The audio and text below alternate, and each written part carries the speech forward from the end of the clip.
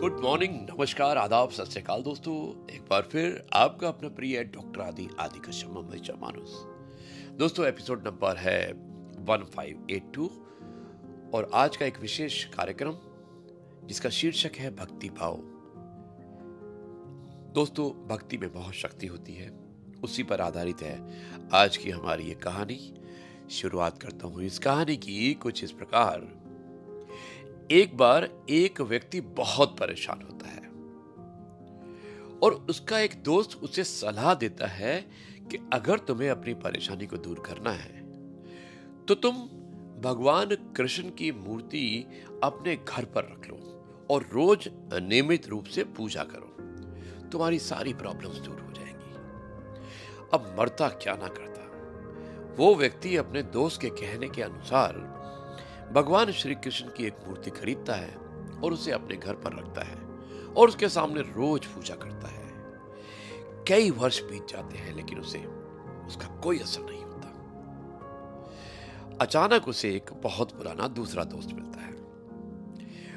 यह व्यक्ति अपने दोस्त से कहता है कि किसी ने मुझे सलाह दी थी लेकिन ऐसा कुछ भी नहीं हुआ। दूसरा दोस्त कहता है कि शायद तुमने भगवान कृष्ण की मूर्ति लगाई है, लेकिन अगर तुम काली मां की मूर्ति खरीद कर लगाओ और उसकी रोज पूजा करो तो उसकी भक्ति में बहुत शक्ति होती है।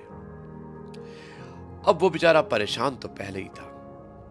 वो काली मां की एक मूर्ति को खरीद कर ले जाता है और अपने घर पर लगा देता है, लेकिन क्योंकि एक घर पर दो मूर्ति नहीं लगानी थी तो भगवान श्री कृष्ण की मूर्ति को उठाकर वो अपने टांड पर रख देता है।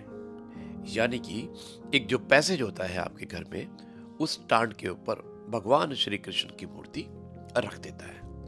और अब वो काली मां की मूर्ति अपने मंदिर पर रखकर रोज पूजा किया करता था। तो दोस्तों, कई दिन बाद उसके दिमाग में अचानक ही ख्याल आया कि मैं जो काली मां को पूजा करता हूं और उसके लिए धूप और अगरबत्ती जो मैं लगाता हूं, तो क्योंकि टांड ऊपर होता है तो वहां पर ये धूप और अगरबत्ती श्री कृष्ण के मुंह में भी जाती होगी और उसके जरूर सूंघते होंगे।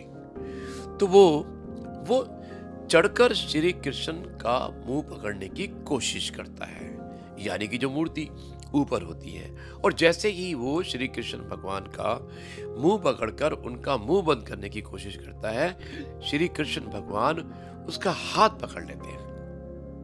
अब ये देखकर वो व्यक्ति बड़ा हैरान होता है। वो भगवान से कहता है कि भगवान, मैं सालों तुम्हारी पूजा करता रहा, तुमने कभी दर्शन नहीं दिए, लेकिन आज जब मैं तुम्हारा मुंह बंद करने के लिए आगे आया तो तुमने तुरंत मेरा हाथ पकड़ लिया और अपने दर्शन दिए। ऐसा क्यों?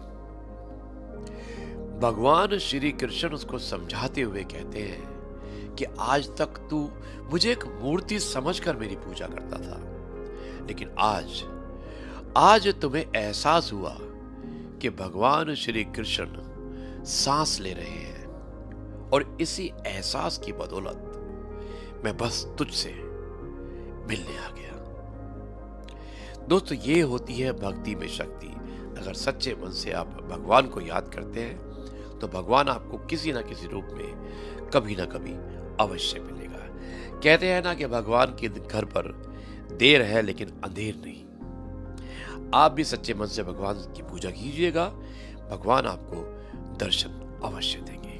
अब मैं इस कार्यक्रम को यहीं पर समाप्त करता हूं और कल आपसे एक बार फिर मुलाकात करूंगा कुछ नई बातों के साथ। तब तक के लिए कहता हूं जय गुरु जी, शुक्राना गुरु जी।